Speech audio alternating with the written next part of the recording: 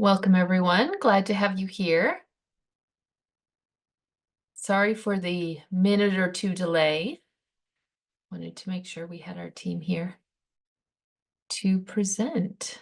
Okay, so we will go ahead and get started.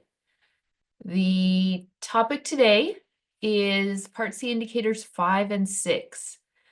So we will be going through a little bit of the requirements and then briefly talking through root cause analysis and an example of that for you related to child find, and then open it up for about 40 minutes for questions and answers. And we have two forms of questions and answers. And the one of them, well, we'll get to that in just a second. So thank you. Okay, next slide, please. So our agenda, I was just going through this. The Q&A time will have large room discussion, but then we have the opportunity, if you're interested in moving into breakout rooms, if you have really state-specific questions on data that you don't want to share publicly. So if you would like to request a breakout room conversation with TA staff, then you are welcome to do that, and we will have that opportunity available. And if you'd rather just stay in the large room for discussion, you are welcome to do that too. So when we get to that point, we will open it up for that. Okay. So to begin, we have a poll that we would love you all to answer. If you could do that. Thank you, Sierra. Please rate your level of experience conducting any type of root cause analysis, so that we have a sense of where you are and how familiar you are with this material. And then after the poll, I will hand it over to Allison, who has joined us.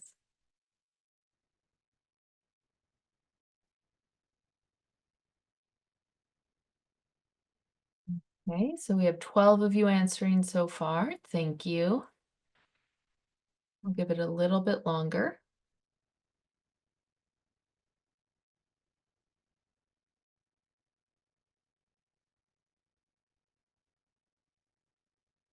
Okay, let's go ahead and close, and we will share those results. And one of you said you have a great deal of experience. Fantastic. 7 have some experience, and 4 of you have little to no experience. So hopefully this material will be especially helpful for those of you with less experience and will be meaningful for those of you with some experience. And if you have a lot of experience, we want to talk because maybe next time you can help present. So thank you for answering that poll. Allison will now go over the introduction to C5 and C6. Yes, thank you. Thank you. I'm Allison Jones. I'm with the ECTA Center. And sorry, I think there was a confusion on our Zoom room links. So a few of us were in another room and have joined. It looks like I know at least one other person has been able to join from that room. So I think we're all where we need to be. So yeah, we just wanted to provide a little bit of an overview to set the stage, and then Ginger, I'll pass it back to Ginger, and she will go over some information about root cause analysis. So yes, indicator C5 and C6. Just wanted to remind folks about the how the indicators are calculated. And as most of you can see on the screen, it's the percentage of infants and toddlers divided by the population of infants and toddlers birth to 1 times 100. And then for indicator C6, it's the percentage of infants and toddlers birth to 3 with IFSPs divided by the population of infants and toddlers birth to 3 times 100. Next slide. So the purpose of today's, one of the big points of today's office hours is to really kind of explore a little bit more around the new requirements for both indicators C5 and C6. And this slide just has the new requirements stated. The state should conduct a root cause analysis of child find identification rates, including reviewing data, if available, on the number of children referred, evaluated, and identified. And Ginger's going to share a tool that DaSy has developed to kind of help with that. And that this analysis may include examining not only demographic data, but also other child find related data available to the state. So, as in parentheses, the geographic location, family income, primary language is another really big one for child find when we're communicating the information around how to locate information around concerns for your child. The state should report the results of this analysis under the additional information section of this indicator. And then this is another big one. If the state's required to report on the reasons for slippage, the state must include the results of its analysis under the additional information section of this indicator. So the purpose is to really understand whether the state has challenges or successes related to child find and where improvements might be made in those areas of outreach, training, and procedures, but specifically within those pieces of referred, evaluated, and identified, and that locate piece. And again, the emphasis is really about being curious about your child find process and about really questioning why and what trends exist, what might be surprising, and so forth. So I wanted to ask real quickly, and you can put in the chat, have any of you done a root cause analysis on your child find data specifically?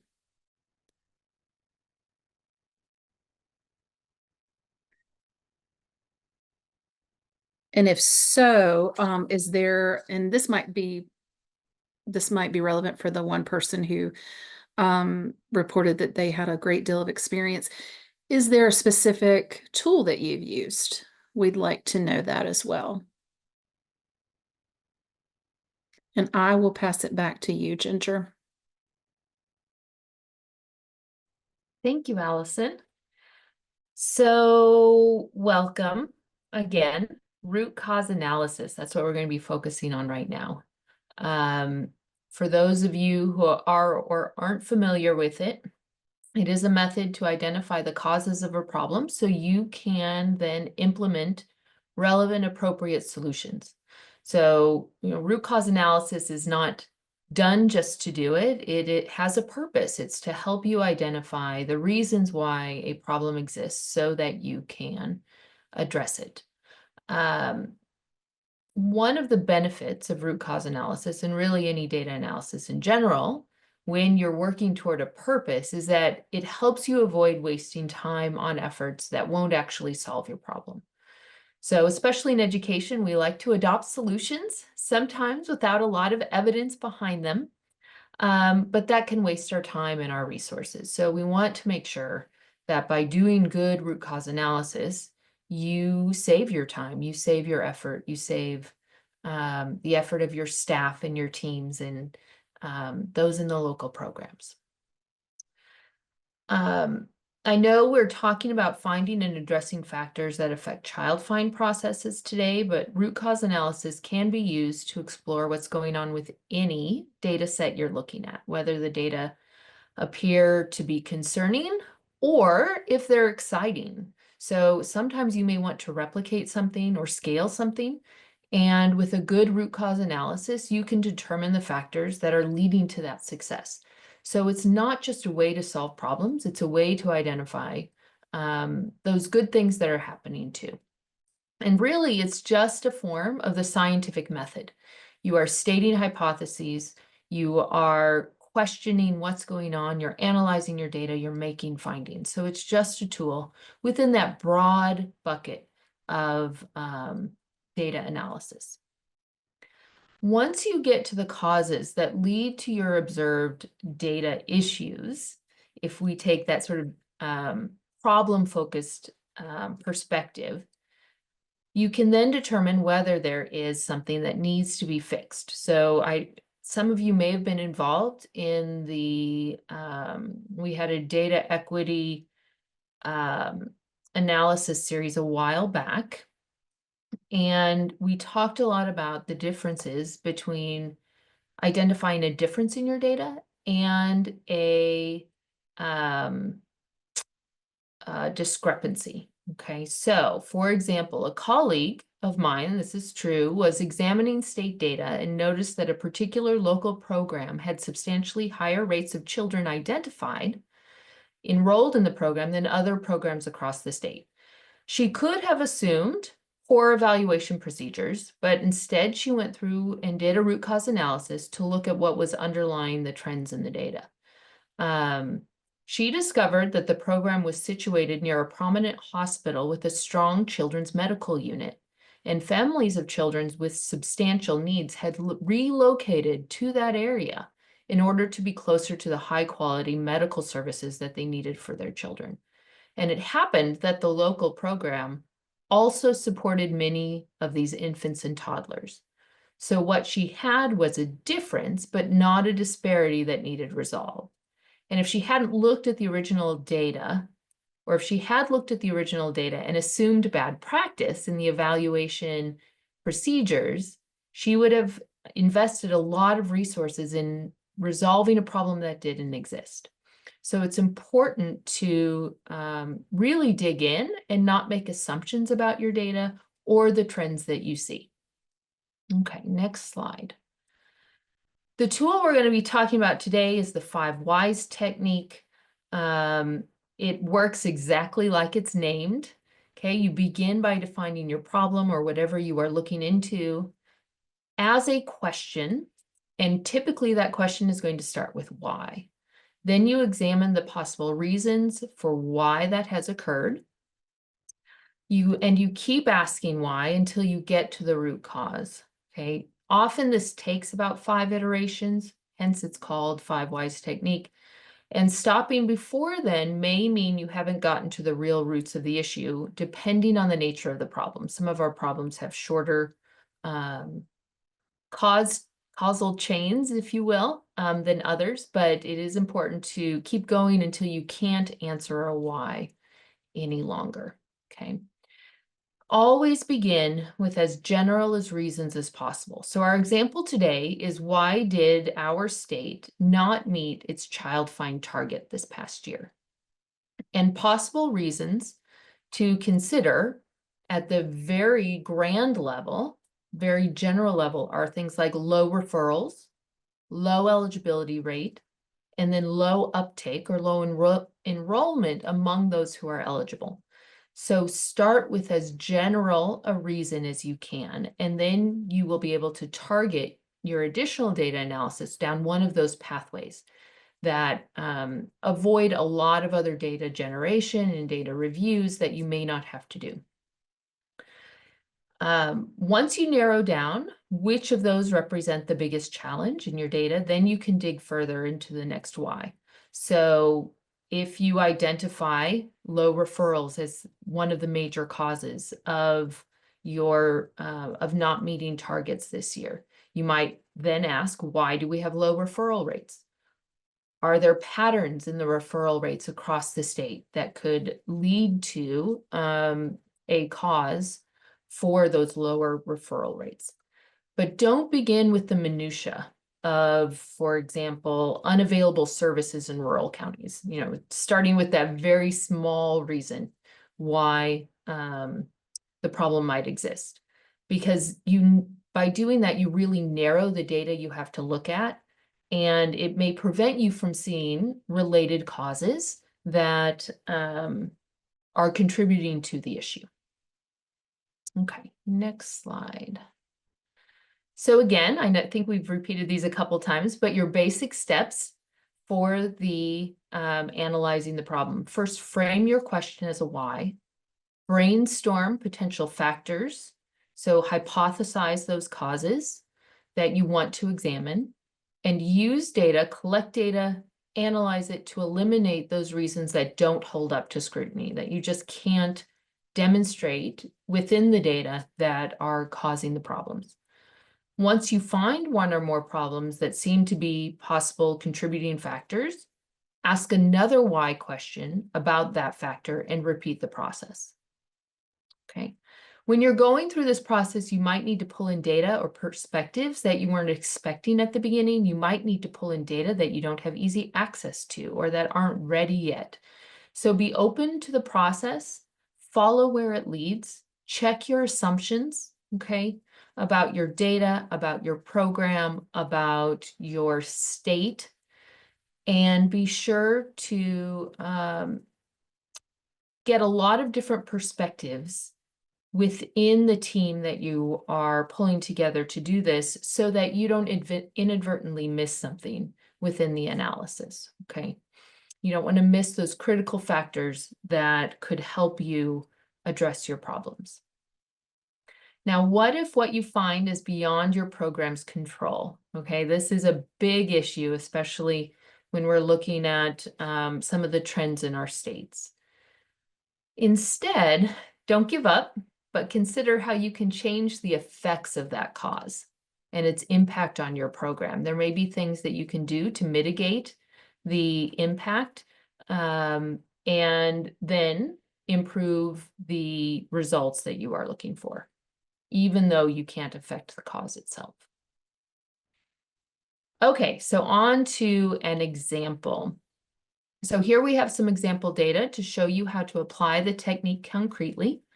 Note that although indicators 5 and 6 use census data as the reference for the one-day child count, here we're looking at a broader data set. So we've pulled in cumulative IFSP enrollment, and this is just a made-up data set, and comparing it to the annual birth data.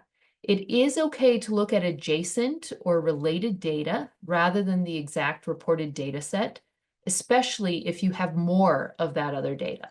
So it may be hard for you to compare your annual referrals to a one-day enrollment count, for example. It'll be much easier to compare annual referrals to the annual total enrollment. And so that's sort of an example of what we're doing here. Okay, so we have our question, why didn't we meet the target of 7.5%? You can see down in the bottom left, I've circled 6% of births. And although this isn't again, not the reporting number, this is what we find when we put our data into the Child Find funnel tool, okay? So we'll put a link to that you can use. But this is a really handy tool for you to sort of compare across the stages of the process to see where your challenges are, okay? So forward, please. Thank you. So here, we're looking at, do we have low referrals? Do we have low eligibility rate? What's going on that is leading to our lower enrollment rate overall? So birth referrals as a percentage of births, not unusual, about 20%. Percentage of referrals of those evaluated, about 75%. 80% of those who were evaluated end up being eligible. Okay, but we see our enrollment rate is really, really low. So that's where we're going to focus our investigation. Only 50% of kiddos are enrolling. So your next question, of course, is why is our enrollment rate so low? Your next step would be to look at patterns and trends across your state, across various subgroups, across regions, languages spoken, referral sources, all sorts of things. I'm sure you can think of some ideas on your own about where you would want to start, okay? Where you start depends in part on the data you have at hand. So you want to start with the easiest while pulling together data that are harder for those questions, that are harder to analyze, okay? So one more example before we go into the Q&A time to show you how you can use the funnel tool to dig deeper. So in your state, this is proposing the next step. In your state, you've heard that some rural programs are having a hard time keeping families enrolled, and they're giving a lot of different reasons for that. So your team proposes looking at the differences in enrollment between urban and rural locations. So let's move on to the next slide. And we have a couple of tables here that I want you to think about. So think about what stands out here. We have the urban data on the left, we have the rural data on the right, and hopefully what jumps out right away with enrollment, since that's our primary question, is that enrollment in urban areas is 60%, but it's 33% in rural areas. So this highlights and reflects what you've heard across your programs. So this, of course, should be your next why. Why are rural counties enrolling so few eligible children? Remember that 33% is the percent of eligible children. What are some of the potential reasons for that? Don't stop with the list of reasons. Once you list those out, don't stop with that list. You want to analyze those to determine which is leading to, which is a true cause of that low enrollment. Now, a few other things to target or to pinpoint in these data that you might notice, particularly with urban and rural eligibility. You may notice that rural eligibility is 87%, where it's 75% in urban areas. So that is something that's really interesting. You might think about that and maybe tie it back to the referral rates, okay?